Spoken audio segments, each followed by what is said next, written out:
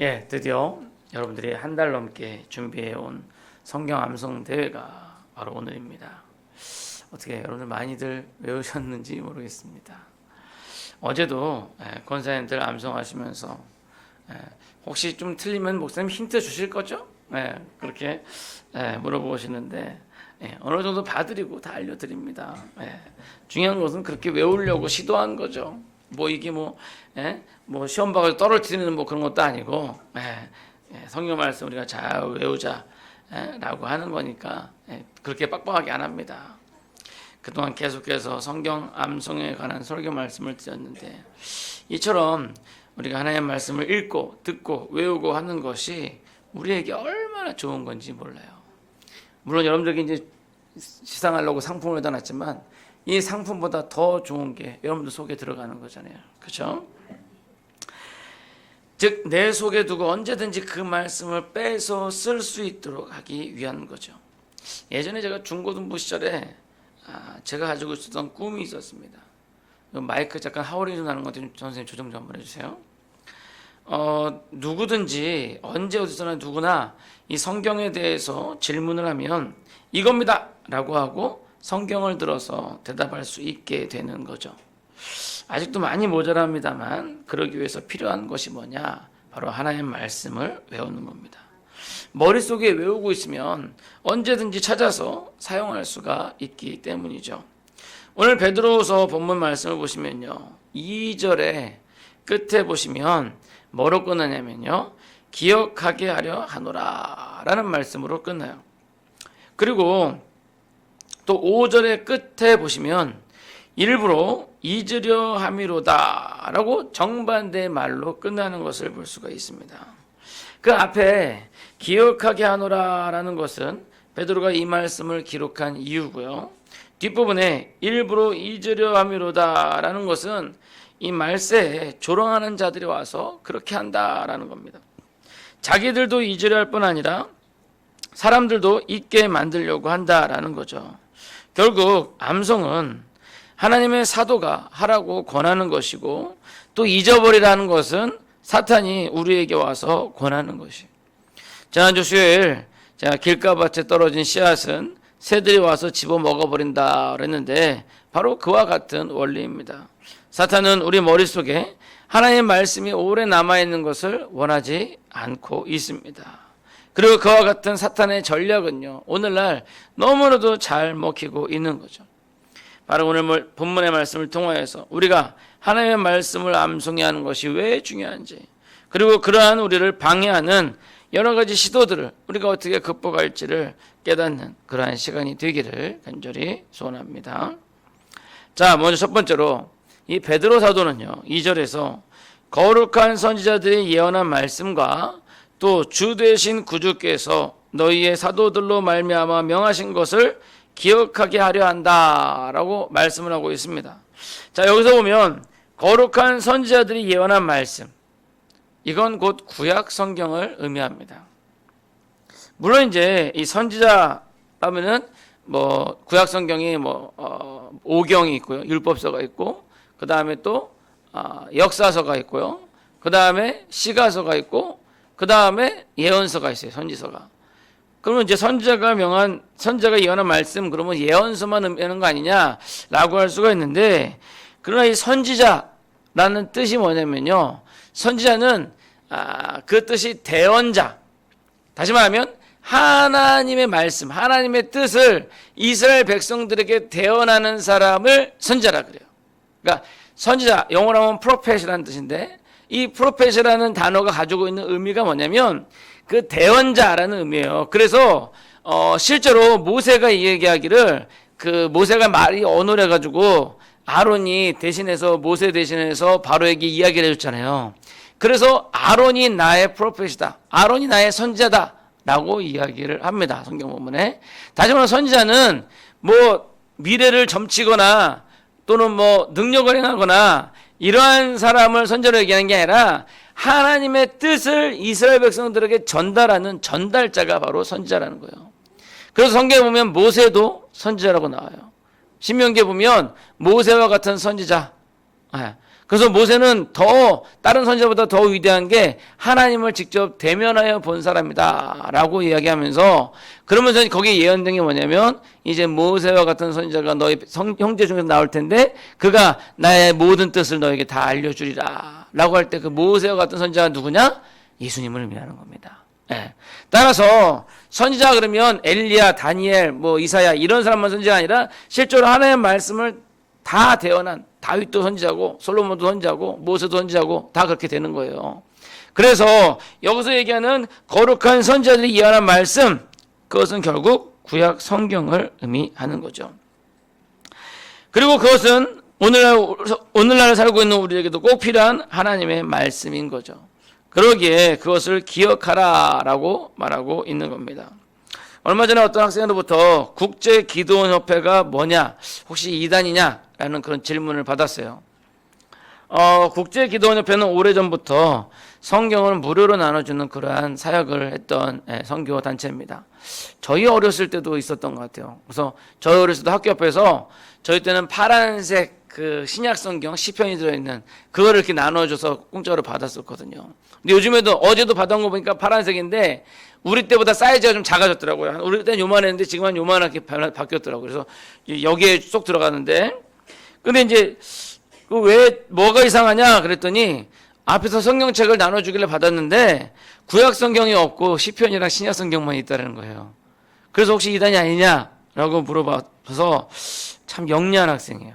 예? 그렇잖아요.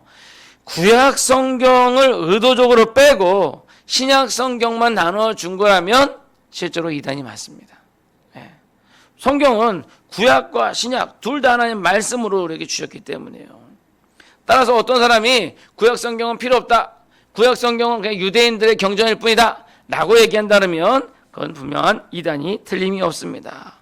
근데 이제 국제기도원협회는 그래서 구약 성경을 뺀 게 아니라 이제 복음을 전하기 위해서 좀 구약성이 어려우니까 쉬운 신약 성경부터 시작하라고 그래가지고 그렇게 조그맣게 만들어서 나누어 준 거죠. 예. 그래서 아무튼 그렇게 하고 있습니다. 자, 오늘 본문에서 베드로가 언급한 거룩한 선지자들이 예언한 말씀, 그것은 이제 구약 성경이 분명하고요. 또 구주께서 너희의 사도들로 말미암아 명하신 것이 언급되어 있는데 이것은 신약 성경이라고 보시면 돼요.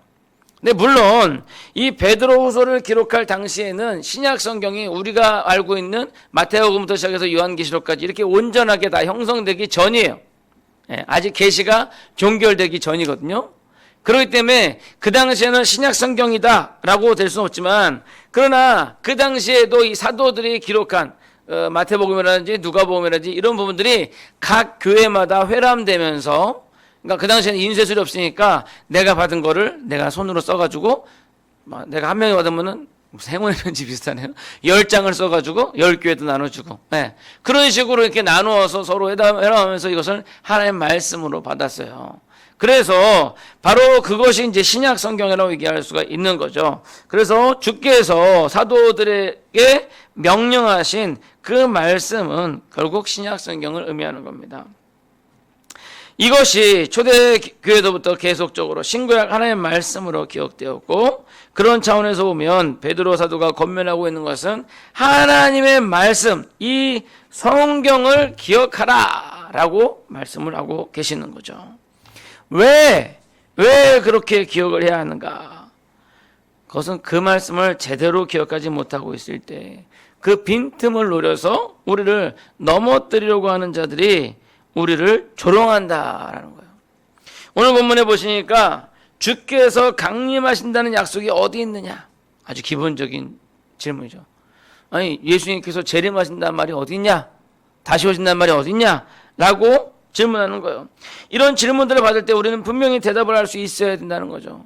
우리 주님께서 분명히 다시 오신다고 말씀하셨다 라면서 하나님의 말씀을 들어서 대답을 할 수가 있어야 되는 거예요. 예전에 또 어떤 학생으로부터 이런 질문을 받았어요. 목사님, 동성애가 죄라는 말이 성경에 어디 써 있어요? 그러더라고요. 그래가지고 제가 동성애가 죄라고 성경에서 분명히 얘기하고 있는 구절들을 쫙 뽑아가지고 이제 카톡으로 보냈어요. 보냈더니 이렇게나 많이 있어요? 그래서 놀래더라고요. 네. 실제로 그렇게나 많이 있습니다. 하나님의 말씀을 설렁설렁 알면 그러한 질문에 대답도 하지 못하고 오히려 그 틈을 노려서 사탄이 공격에 들어오는 거예요.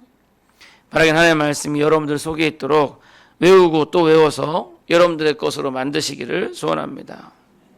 자, 두 번째로 5절의 말씀을 보시면 그들이 하나님의 말씀으로 된 것을 일부러 잊으려 한다. 아까 제가 말씀드렸지만 조롱하는 자들이 일부러 잊으려 한다는 거예요. 하나님과 하늘과 땅을 하나님께서 말씀으로 만드셨어요. 근데 그들이 그걸 자꾸만 잊어버리려고 하는 거예요. 그러면서 자기 마음대로 살려고 그러다가 결국 어떻게 됐어요? 하나님께서 홍수로 인류를 싹 다 멸망시켰어요. 홍수의 심판으로 인류는 한 번 멸망하였어요. 한 번 멸망하였고 노아의 가족들만 구원을 받아 우리 모두가 다 노아의 후손인 거죠. 그러니까 우리가 아담과 하와의 후손이지만 조금 더 좀 이렇게 얕게 가보면 노아의 후손도 될 수가 있는 거예요. 왜냐하면 아담의 후손 중에서 노아의 후손 말고 다른 사람들은 다 죽었으니까. 그러니까 우리는 노아의 후손인 거죠. 그리고 이제 우리에게 남아있는 것은 불의 심판이에요. 이 불의 심판에 대해서도 성경은 분명히 예언하고 있고 그 불의 심판이 임할 때 우리 주님께서 오신다라는 겁니다. 심판주로 오셔서 신자와 불신자를 가르신다라는 거죠. 이러한 것이 분명히 성경에 기록되어 있음에도 불구하고 오늘날 많은 신자들이 이것을 고의로 잊어버리려고 하고 있다라는 거예요. 고의로. 말로는 아니지만 고의적으로 자기 속에서 자꾸만 지워버리려고 그래요. 왜? 지금의 삶이 풍요롭고 편하기 때문에. 그러다 보니까 예전에는 마라나타 주 예수여 어서 오시옵소서 했는데 지금은 주 예수여 더디 오시옵소서. 시집도 가야 되고 장가도 가야 되고 소도 사야 되고 농가 밭에 나가서 할 일은 많은데 주님 지금 오시면 제가 이거 다 못합니다. 다 끝나고 오십시오. 이렇게 말하는 거예요. 그래서 고의로 예수님의 재림, 이 세상의 중문에 대해서 잊어버리려고 한다라는 거죠. 여러분 우리가 하나님의 말씀을 외울 때 가려서는 안 됩니다. 여러분 때로는 그 말씀이 내 입에 너무나도 쓸 때가 있어요. 참 이 말씀이 참 나한테 너무나도 쓰고 힘들 때가 있어요. 어떤 분이 얘기하시겠죠. 목사님, 지난번에 목사님 분명히 하나님의 말씀은 꿀처럼 달다고 그러지 않으셨나요? 네, 물론 그렇습니다. 그런데 때로는 너무나 쓴 것이요. 나의 죄를 지적하고 그 죄를 회개하라고 말씀하시기 때문이에요. 우리가 좋아하는 거 포기하라고 말씀하시니까요. 그러게 우리 입에 너무 쓴 거예요. 그런데 그 쓴 것을 먹었을 때, 그 말씀을 지켰을 때 결국은 그것이 꿀과 같이 달게 된다라는 겁니다. 왜냐하면 우리가 그 말씀을 지켜서 우리가 그것을 버렸을 때 오히려 우리가 더욱더 얻게 되기 때문에 하나님의 말씀을 인정하고 그것을 지키는 자에게 하나님께서 축복하시기 때문에. 따라서 성경은 죽어있는 책이 아니에요. 단지 우리에게 지식을 보태어주는 그런 책이 아니라 살아있는 하나님의 말씀인 것입니다. 따라서 그 말씀을 여러분들 속에 두었을 때 그 주어지는 복은요 배가 되는 거예요. 여러분들은 여호와는 나의 목자시니 내가 부족함이 없으리로다. 이거 한 절을 외웠지만 그 말씀이 여러분 속에서 배가 되는 거예요. 수만 개의 배가 돼가지고 여러분들이 각각의 그런 어떤 상황에 있었을 때 그 말씀이 너무나도 큰 힘이 된다는 겁니다. 다윗이요 이 시편을 지을 때 어떤 상황에서 시편을 지었냐면요, 사울에게 쫓겨가지고 블레셋에 가가지고 거기서 도망갔는데 블레셋 왕이 골리앗을 죽인 다윗이 왔어, 잡으러 가자. 그때 다윗이 거기서 미친 척을 했어요. 얼마나 리얼하게 미친 척을 했으면, 침을 질질 이러면서, 얼마나 리얼하게 미친 척을 했으면 잡으러 왔던 그 블레셋 왕이 야 이런 사람이 다윗일 리가 없다 그러면서 넘어갔다는 거예요. 참 비참하죠. 한때는 골리앗을 죽인 이스라엘 왕의 사위, 왕의 사위로서 아주 그냥 다윗은 만만이요 사울은 천천히다 그럴 정도로 영화를 봤던 사람인데 적국에 가가지고 미친 척 해가지고 간신사라는, 얼마나 비참합니까? 근데 그러한 시점에서 다윗이 고백한 게 뭐냐? 여호와는 나의 목자시니 내가 부족함이 없으리로다. 참, 그 상황이 부족함이 없을 상황이 아니잖아요. 근데 다윗이 그때 그 고백을 한 거예요. 그러면서 뭐예요? 내가 사망의 음침한 골짜기로 다닐지라도 해를 두려워하지 않을 것은 주께서 나와 함께 하심이라. 다윗은 그 정말 가장 자기 인생에서 치욕스러운 그 상황 가운데에서도, 사망의 음침한 골짜기로 여기는 그 상황 가운데서도 다윗이 내가 부족함이 없음이로다 라고 고백할 수 있었던 것은 주께서 나와 함께 하시기 때문에. 그러니까 이 말씀이 우리 속에 들어와 있을 때 여러분들 어떠한 상황에 처하든지 간에 이 말씀이 여러분들 힘이 되지 않겠습니까? 이 말씀이 여러분들에게 단 거예요.